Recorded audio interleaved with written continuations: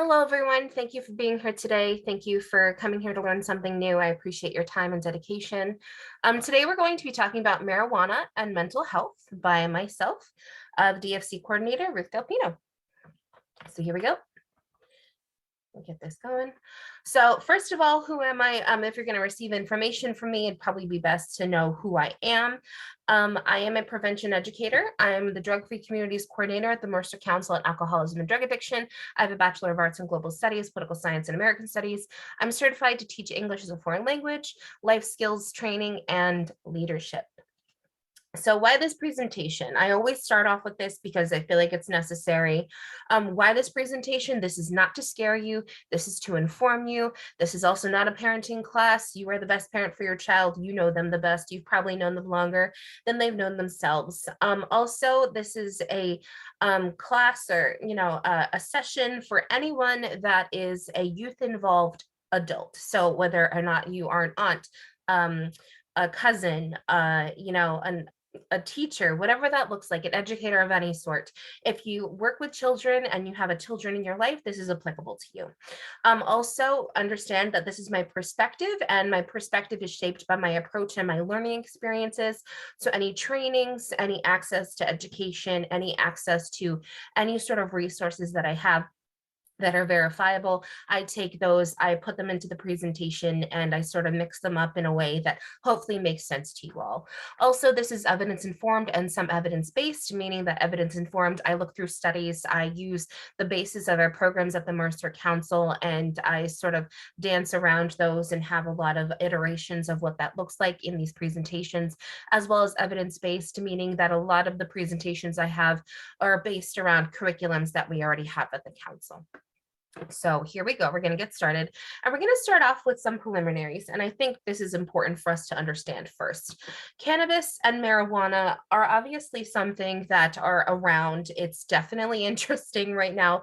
It's a lot of information for a lot of different people, and people may be confused because people are using two different verses here. A lot of the time, cannabis is the legal marijuana in New Jersey specifically. So you may hear cannabis sales. Well, cannabis is for anyone 21 and older, and marijuana is for the use of anyone under the age of 21 that is engaging with the drug. Also, correlation does not equal causality. I just want to make that clear, in that if we're talking about people developing certain mental health disorders and certain things like that, marijuana can play a part in that, but also understanding that there is a broader spectrum on people's experiences and their bodies that I can't flesh out in the 1 hour that we have together, but I can let you know that there are definitely spaces where marijuana does affect different parts, but it's not the only parts, and there are many considerations for people's mental health and other sorts of experiences. Also, we cannot moralize drug use, especially because marijuana is somewhat destigmatized in that a lot of people see it as less harmful than other drugs. But that doesn't necessarily mean that if you use marijuana, if you use a different drug, if you use marijuana and you decide not to use heroin, that doesn't mean that we're going to moralize the way that people use drugs or how they cope with them. It's understanding that when we look at drugs and we look at how people cope, that is the part we want to help with. We don't want to say, oh, what you're doing is bad or marijuana is bad. We want to talk about the effects, the education piece, and how it affects a lot of different people on a lot of different levels. And labeling whether something is bad or not ruins the conversation that people may be having that could be educational. Also, marijuana today is definitely different than it was 30 years ago. The THC concentration, a lot of marijuana today has almost tripled, meaning that in the 60s and 70s, it was about 6%, but now present day, we can actually get up to 30%, but the average is about 18% THC. Now, also, mental health is a nuanced and complicated topic, and it will not be summarized in this presentation. I am not a clinical therapist. I am not someone who's certified to talk about mental health, but I am someone who talks to youth every day, and I am someone who looks at mental health as part of a facet of the prevention, education, and harm reduction that I do on a daily basis. Now, also definitions. What is a mental health disorder? I want to say that it refers to a wide range of mental health conditions, disorders that affect your mood, thinking, and behavior. So this is feeling sad or down, confused, your inability to concentrate, excessive worries, extreme mood changes, withdrawal, significant tiredness, detachment, inability to cope. So many different variables there. And that could just be you going through life and, just experience circumstances, but it also could be chemical. And one can affect the other. Your situation can affect your chemicals, and your chemicals can affect your situation. So it's not just one or the other. It's understanding as the whole human being, our moods and behaviors can change given our circumstances, and understanding those circumstances helps with the mental health conditions that we can address. Also, what is marijuana? Marijuana essentially is a plant that is over 400 chemicals, and about 60 of those make up cannabinoids, which are the parts that are CBD and THC. So obviously that's something to understand, that 60 out of 400 is not a good number to know that if you're engaging with THC or CBD, you may not know everything that there is to offer about marijuana. And through that, we need to know more about the drug in order to say whether something can be better for you or worse for you. Also, marijuana can be for medical use. There are a lot of states that have marijuana for medical use. I believe it's up to 45 now, if I'm not mistaken. And there's also recreational marijuana. So medical use in general is the CBD part. Recreational marijuana is the THC part, the part that gets you high. A lot of people think marijuana and the THC and the recreational part is the stuff that comes to mind. So, the sitting in a car, hotboxing it, that sort of recreational stuff, kids discovering drugs, at 17 in the back of the woods, that sort of thing. And also to understand that marijuana is not like alcohol. And I found an interesting couple of graphics on AmericanAddictionCenters.org, and it talks about the different perceptions between alcohol and marijuana, because you hear the argument a lot, well, what if we just treat alcohol like marijuana? And to that, I am interested to know what people may think about it. So there are some graphics here that don't want to load for some reason. Give me a second. I don't know why it's not loading. One more time, you can do it. Okay, there we go. So alcohol and marijuana. So there are a lot of different ways that people look at this. And specifically for this, we're going to talk about percentage believing alcohol or marijuana should be illegal. 10% said alcohol, 38% said marijuana, 17% said marijuana. This was a survey of over 1,000 people. And they were talking about whether or not alcohol or marijuana is more dangerous and whether its legal status should change. They said if only one could be legal, 57% would choose marijuana, 43% would choose alcohol. Also, they also talked about perceived dangers. A lot of more people said alcohol was more dangerous, marijuana was closer to the somewhat. And perceive addictiveness. A lot of people thought alcohol was more addictive than marijuana. So that's that. I want to address this. So reasons for using alcohol or marijuana. A lot of the time we talked about addictiveness. We talk about, whether or not things should be legal, but a lot of the time people also need to look at the reasons for using a particular drug and why people would get addicted to them in the first place. Now, we're going to focus on the marijuana part. So out of the 100%, people would just tick off the boxes and see what they would use marijuana for. 8% said addiction, 39% said for fun, 29 or almost 30% said to celebrate, 34% said to socialize. A lot of people said relax after work, inspire creativity was about 37%. And what I found the most interesting is that boredom was 31.3%, which was higher than alcohol, but coping with stress was almost even. So a lot of people look at stress, a lot of people look at something to cope or something to, have a good time with, and coping with stress is that. So if we sort of look at this, relaxing, seeking comfort, addiction, and boredom kind of all consolidate into the stress category, depending on how you shape it and what your circumstances are. So I thought that was really interesting that people would differentiate, because if people are like, oh, yeah, I'm stressed, I'm going to smoke. But if you want to seek comfort, aren't you also stressed? So I just thought that was an interesting, comparison. So I have the resource here. I just thought this is really interesting because a lot of people say you should treat alcohol like you should treat marijuana, but realistically, that's not the way that it should work, considering they are different drugs and they react to the body differently. But a lot of people have opinions about it, and that's why we're here, right? So there's that. So we're off to the brain development part, which I understand a lot of people may be like, well, like the brain is obviously important. It's a really good organ. Yes, it is a good organ. It helps us do a lot of different things. But the formation of the brain is what's important here, and why we need to talk about this. Because when you are developing, mental health disorders are the part that sort of develop along with the growing brain. So for example, if you have a concussion when you're younger, you may actually have a more likelihood of having a mental health disorder when you're older, because it literally affects the formation of the brain. It's the same concept with drugs, and especially marijuana. So the part that gets developed first essentially is what is called the survival brain. It's all back here. It's the stuff saying, oh, I should run, I should eat, I should sleep. Where's my love? Where's my comfort? All those sorts of things. Very human or instinctual needs that form first. And layer by layer, the older we get, the more complicated our brain becomes. So the reason why it's important to protect is because when it forms, you are essentially baking things in as it is forming.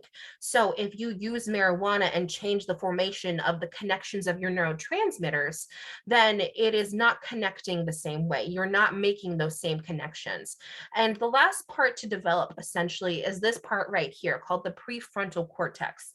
And the prefrontal cortex is the part that essentially is the impulsiveness, the decision making, some of the emotion, the ability to have empathy, those sorts of things.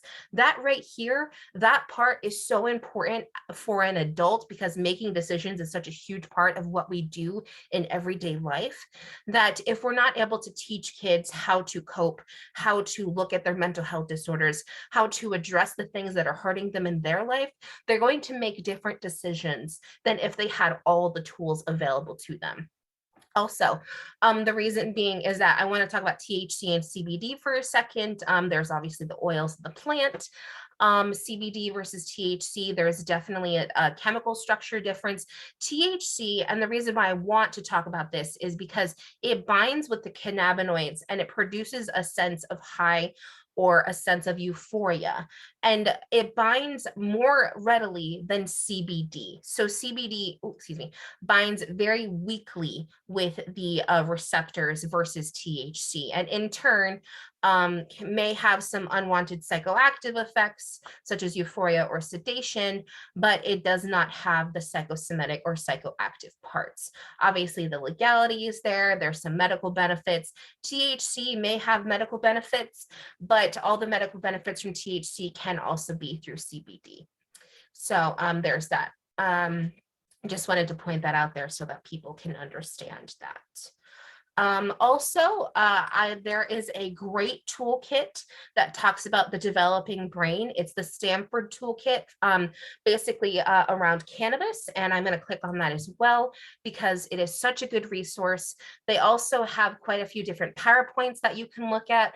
They talk about Unit 1 is essentially the developing brain, and it talks about the formation. There are a lot of different clips. There's a lot of different, stuff going on there, and what I find interesting is that one of the first lessons is finding your dopamine.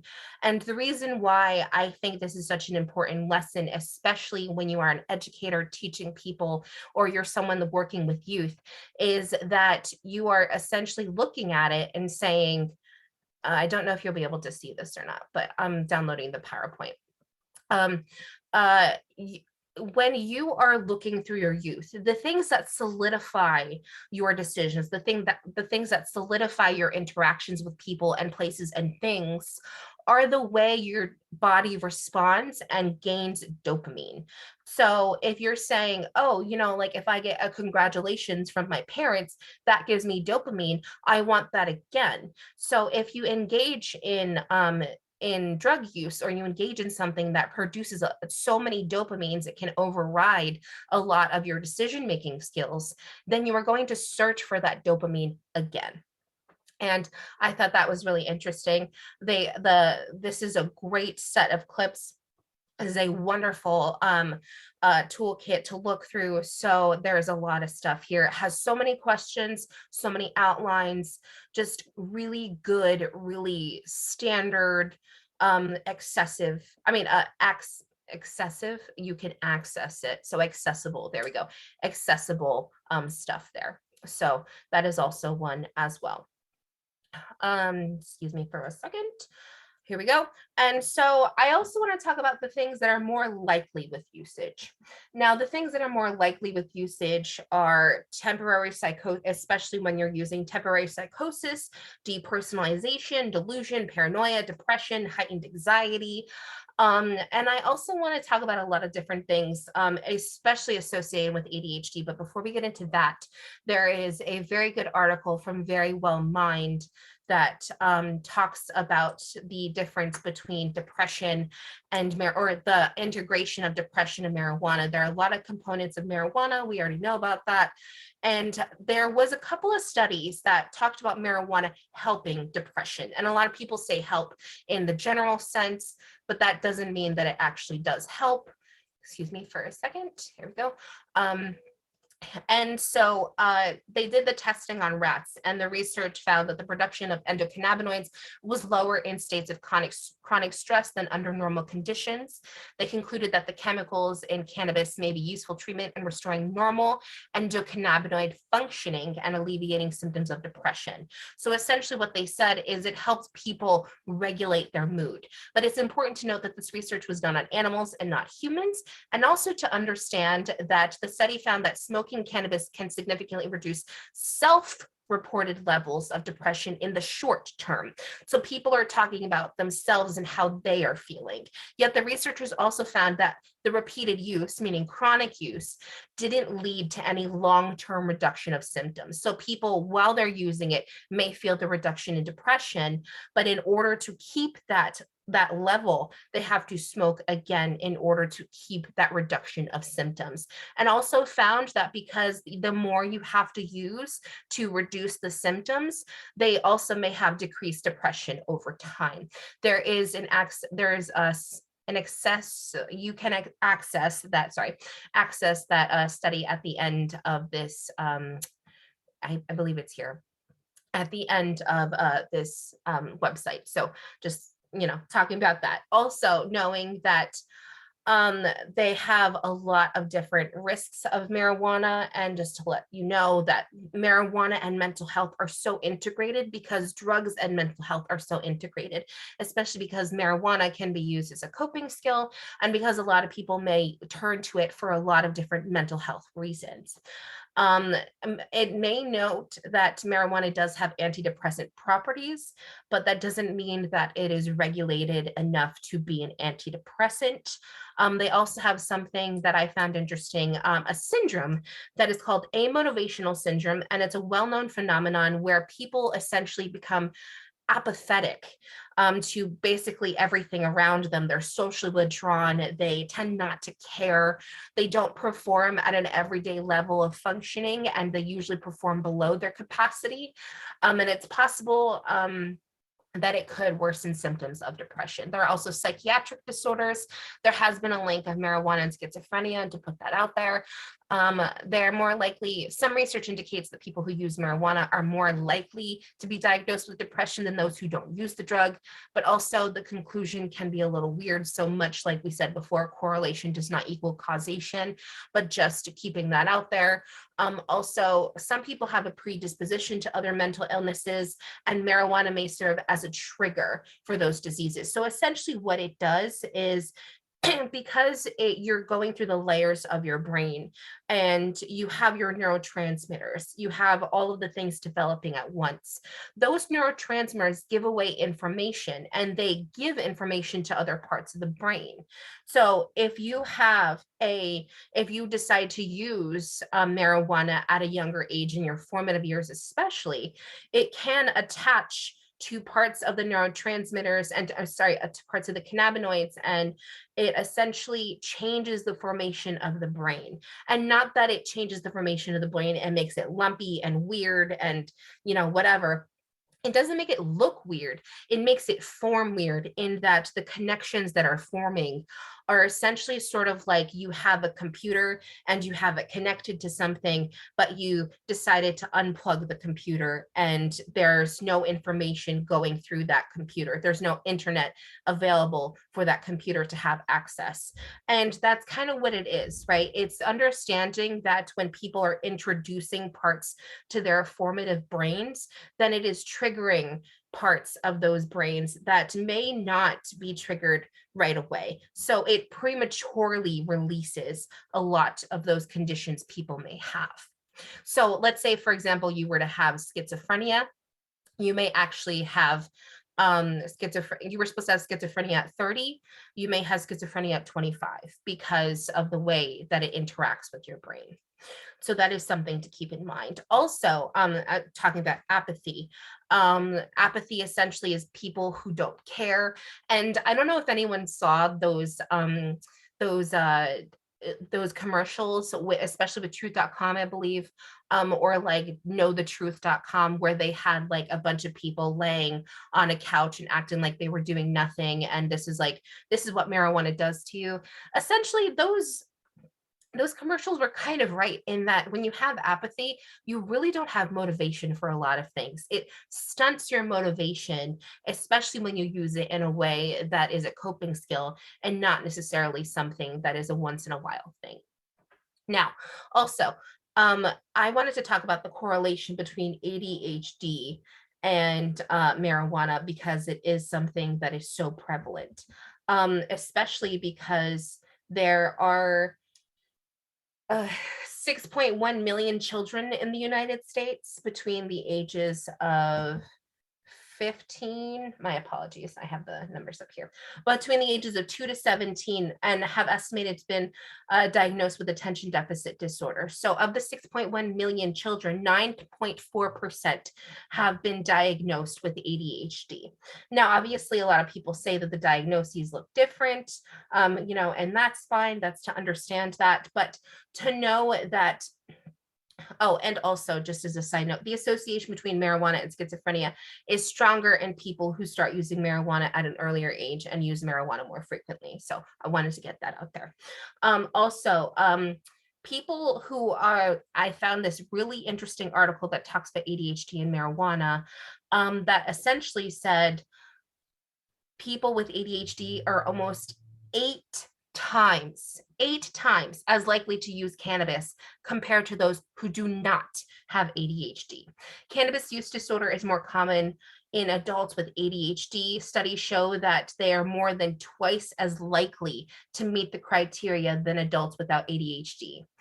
Now, that is really interesting, and looking at the rates from a different perspective, the individuals who seek treatment for cannabis use disorder, of those individuals that seek treatment for CUD, ADHD is present in 34 to 46% of them, meaning that almost 50% of the, depending, a third to half of the people that seek cannabis use disorder have been diagnosed with ADHD.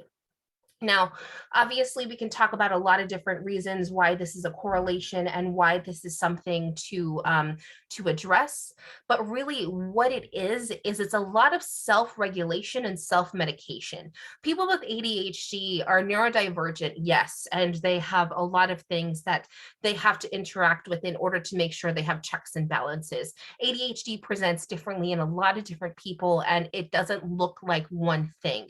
But the common side effects essentially our deregulation of mood and not being able to focus and those sorts of things. So when we have cannabis introduced to that, or we have marijuana introduced to that, we essentially look at the way that people are looking for impulsiveness, decision making, and things like that. Also, I want to see here that dopamine neurotransmission has been shown to be involved in both ADHD and substance use. In the case of ADHD, this has to do with an underproduction of dopamine and norepinephrine, meaning also that people with ADHD can be diagnosed because they have a lower presence of dopamine in their body. They may be diagnosed with depression and anxiety much more likely than someone who doesn't have ADHD. Also, studies show that acute use of THC, while long-term use is associated with blunting of the dopamine system, causes increased dopamine release. So it can mean that once you have it, you want to keep chasing that dopamine that is being increased because you're constantly using that THC. So essentially what they call it is an attempt at self-medicating, also known as chasing dopamine. So the more you use, the more THC you have, and because it interacts with ADHD, people with ADHD differently, then it essentially increases a higher dopamine level. There's a lot to research this. There's so much to look through, and I highly suggest you look through this because it is such a good resource. But also to understand that some people with certain mental health disorders are more likely to turn to different drugs because of the effects it has on their brain. So marijuana interacts with ADHD brains differently than it would interact with other sorts of mental health disorders or learning disorders or developmental disorders, anything like that. So it's just understanding that when we look at different conditions, we also need to know what type of drugs those conditions may be associated with too. There's so much good stuff here, and this will be linked in the description below once this is on YouTube, and will also be sent out to anyone who wants the resources. So just thought I'd share that, because when I found that out, I was like, that is amazing, not in the sense of like, oh, amazing, but like in the sense of that many people with ADHD could use marijuana, are more likely to. 8 times is a huge number. 8 times is a number that kind of boggles my mind. So I just thought I'd share that. So next we will be talking about tentative research. There is some tentative research. This is just an article, so I don't necessarily have to click on it, but preliminary research finds that they essentially, what they had found is that there is no benefit for depression from high delta THC therapeutics or CBD in mania. One isolated study indicates some potential efficacy for oral cannabinoid terpene combination in ADHD, but that's really it. A clinical perspective consideration involves caution in the use of high THC formulations, especially in youth, and they should avoid it in youth, and in people with anxiety or psychotic disorders. So essentially what the study is saying is if you have a mental health disorder that is a psychological or a psychotic disorder, a respiratory disorder, or any disorder involving essentially your brain, high THC usage is not necessarily beneficial for that. Also, and what I mean by anything involving your brain, I mean anything involving like how you sort of interact with the world, not necessarily developmental, but more emotional. So also I have someone here who I thought was really interesting, Antonia Amora Brock. Her name's Broccoli, by the way, which I found fascinating. I'm a licensed clinical social worker and a psychotherapist in Sokol, California. And what she had said, what I thought was really interesting is that and this is a person that has studied this for a long time, looked at the effects of it. And because she's based in California, they have access to a lot of good, relevant information. Found that chronic cannabis use can cause a whole variety of issues that can complicate mental health and can actually mimic mental health issues. It can look like bipolar 2, depression, and anxiety. Cannabis is not a little herb that grows in our garden anymore, she said, adding that the way the plant is grown and manufactured now leads to a much higher potency. And as we know already, higher potencies lead to adverse effects of the drug. So also, give me a second. I just want to see if there's anything I missed. Also says that during her 34 years of working with clients, this is from the article, that she has observed how frequent cannabis use can make existing mental health conditions worse and possibly cause psychosis. It is a common medicinal idea to use cannabis also for PTSD. So this is something I wanted to address as well. But you have to understand that THC is a hallucinogenic that will cause delusions, and it can cause paranoia, and it'll increase paranoia.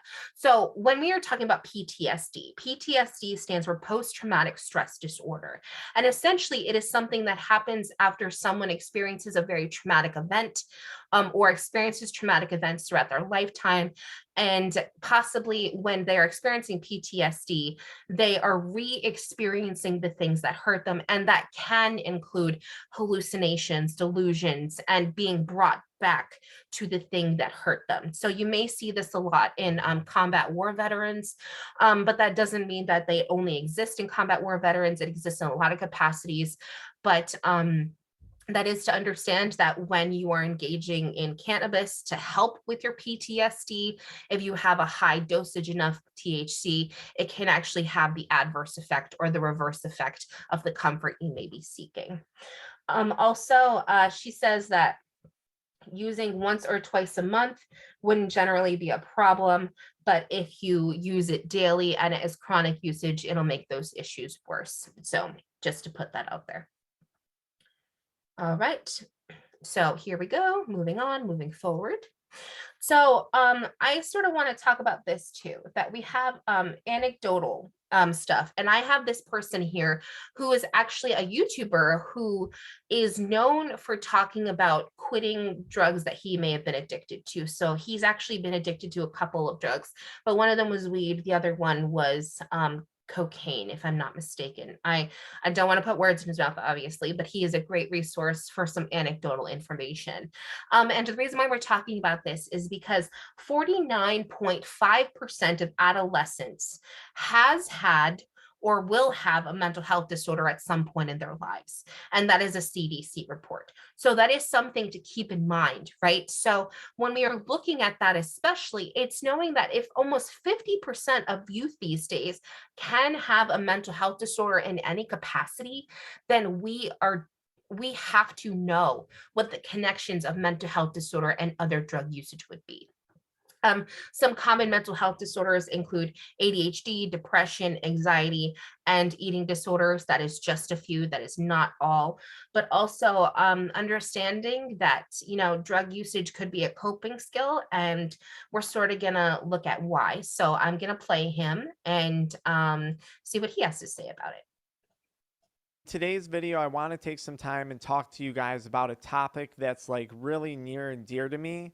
And that topic is dealing with depression when you quit smoking weed or when you quit an addiction. And this topic of depression means a lot to me because over the years, depression is something that I've personally struggled with on and off.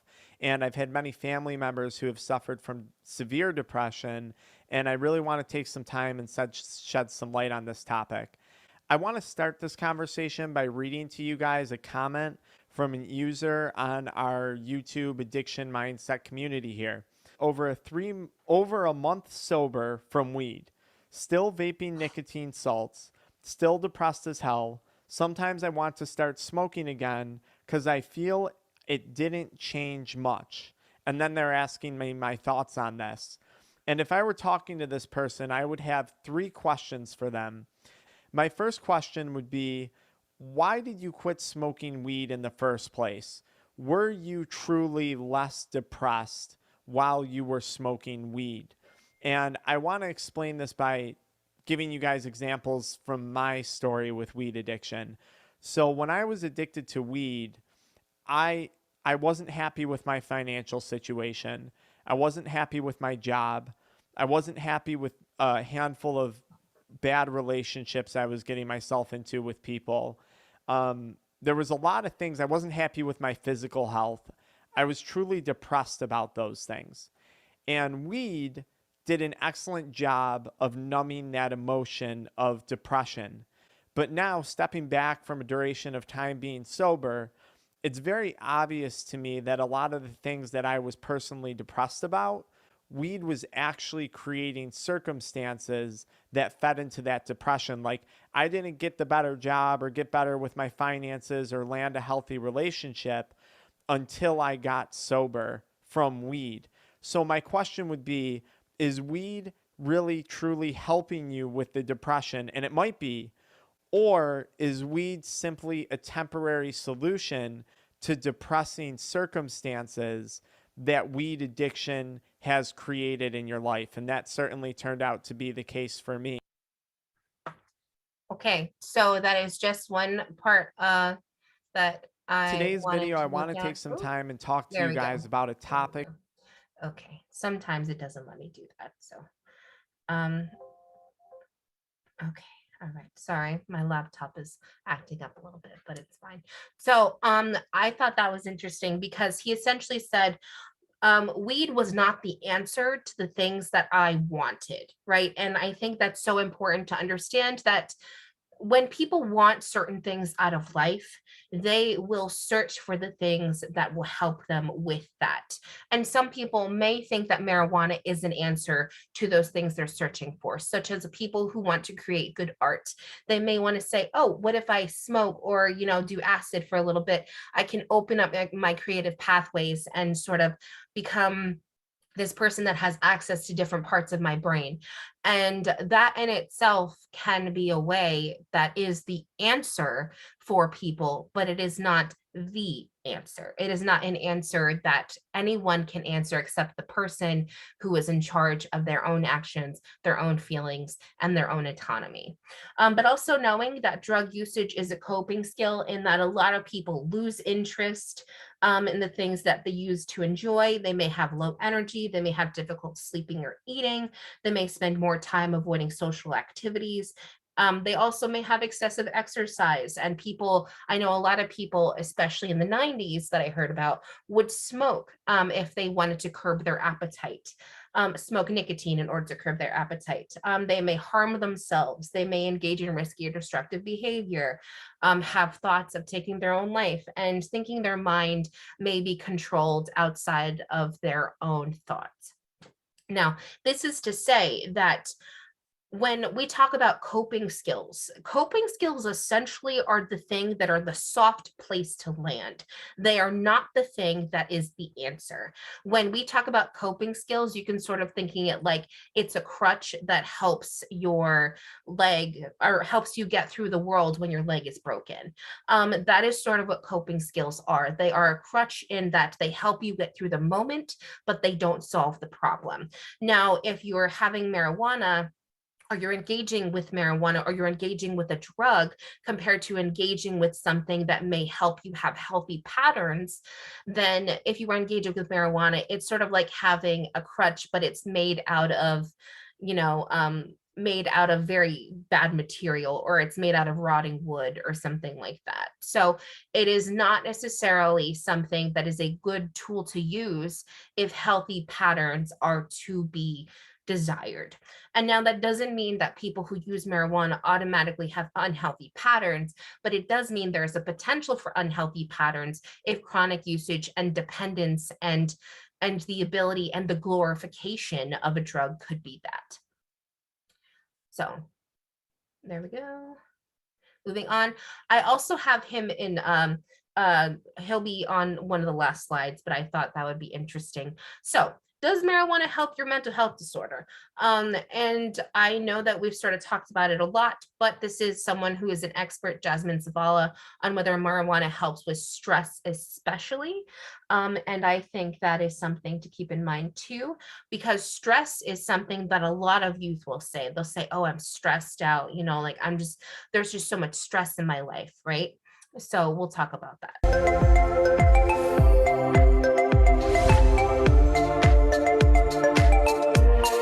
Hi, I'm Ida, and and I'm here today with Dr. Jasmine Zavala, and she's here to help answer your questions about marijuana. We often hear that marijuana helps with anxiety, depression, stress, ADHD. So what is your take on it? One of the effects when you're taking marijuana, right, is that you feel euphoric or you feel happy and you feel relaxed. And so that feeling, if you're somebody who suffers from anxiety or depression, can make you feel like your symptoms are being lessened. However, when the marijuana is wearing off, it can actually worsen your symptoms of anxiety and depression. And right now, there's been enough studies that have looked at, does marijuana itself actually predispose you to getting anxiety and depression? And what they've found is people that were already prone to getting anxiety and depression, it can worsen their symptoms. And the other piece that they've looked into is, does marijuana predispose you to getting something like schizophrenia? And those studies are pretty strong to say that there's a clear relationship between chronic marijuana users, especially during adolescence, and development of schizophrenia. So are there any resources for those with anxiety or depression? There are some good resources out there. For one, going to see your primary doctor or even seeing a specialist in adolescent medicine like myself. And one of the resources, Teen Link, is a completely awesome resource because it's 100% anonymous. Thanks for joining us today.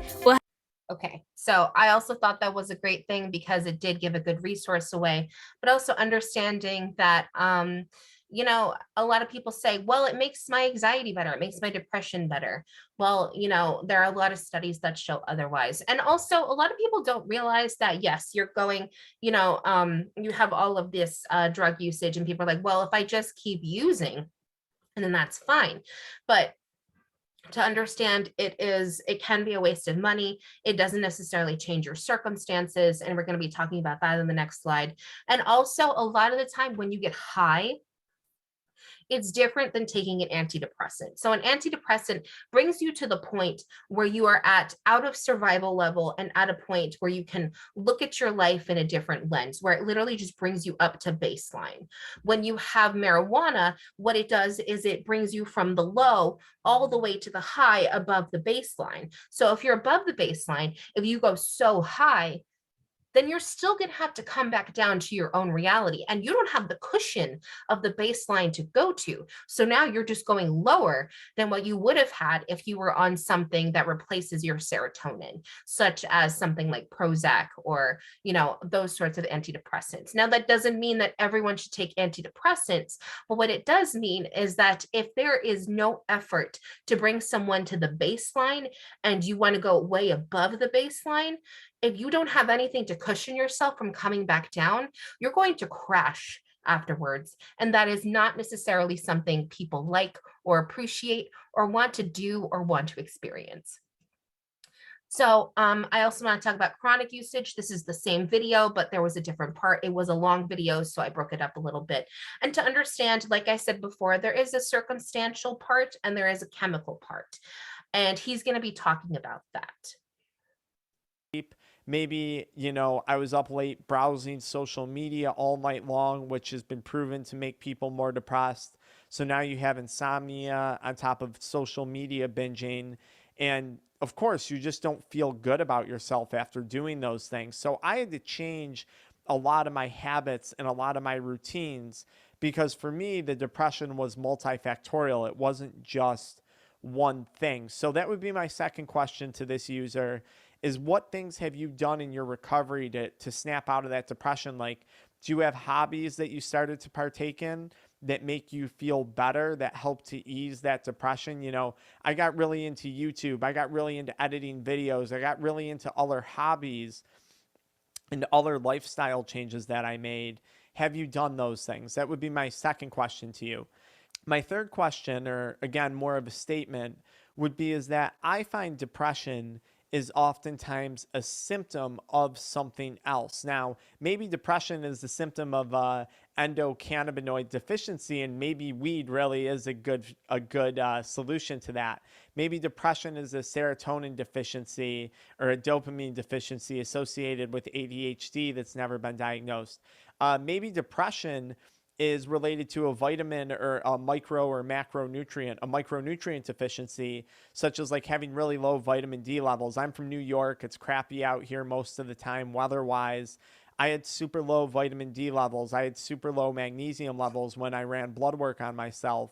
And just taking some supplements was a big help with that. Getting outside was a big help with that. So I would just ask you, is depression, the depression that you're experiencing, the result of some other underlying physiological cause? Or as I mentioned earlier, is it the result of circumstances created by the weed addiction itself? So Okay, so I thought that was interesting. That was a very interesting way to put it, because it's not just people who have one or the other. Sometimes our situation changes the way our mental health is, or sometimes our mental health interprets a situation. It can be one or the other, but they sort of are symbiotic in their experiences. Much like a lot of the time, people who, and this isn't always, and it's not a moral issue, but sometimes people who have messy homes tend to be more likely depressed because you're surrounded by things that are messy and you feel hopeless that your house will never get clean, those sorts of things. So I think more than anything, what he's trying to get people to think about is that your circumstance and your chemicals in your brain may not necessarily be one and the other. It could be both, but understanding where the source of the cannabis or marijuana use is coming from is a super important part to fighting an addiction you want to fight. Now, also know what's going on in your life and what's going on inside of your brain. Like, do you have a really stressful job and that's why you have bouts of depression, or are you someone who chemically is depressed? And having a situation can change your chemicals, but more than anything else, knowing what the source of that is can really help people fight off their addictions. So here we go. And last but not least, I want to think more than anything, and I always end my presentations with quotes. I don't want to end this presentation with how can we help, because I don't think that's the thing that we should be talking about in the same way. That mental health is help, getting cannabis use disorder is help, all those sorts of things. But one and the other exist so much intertwined that if we address one, we have to address the other. And that's the thing I wanted to sort of end on, that drug usage in general is not a duality. It's not technically it's not a duality and you have to treat one and the other on their own. It's that you understand the integration of both and understanding how they are existing in the human body at the same time. Now, this is a great quote. It's by Mahatma Gandhi. And this is, peace is not the absence of conflict, but the ability to cope with it.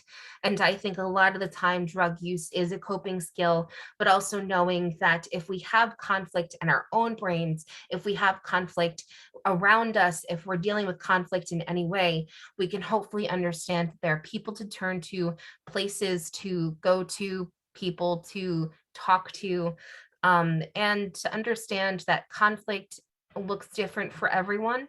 And we can't look at conflict and say that that's the reason. But if we look at conflict and say, this is part of the reason, and my response to it is the other half of that, then we are more able to take control of our own lives and have autonomy for it. So thank you so much. I appreciate your time and dedication into wanting to learn something new. And I will see you all next time.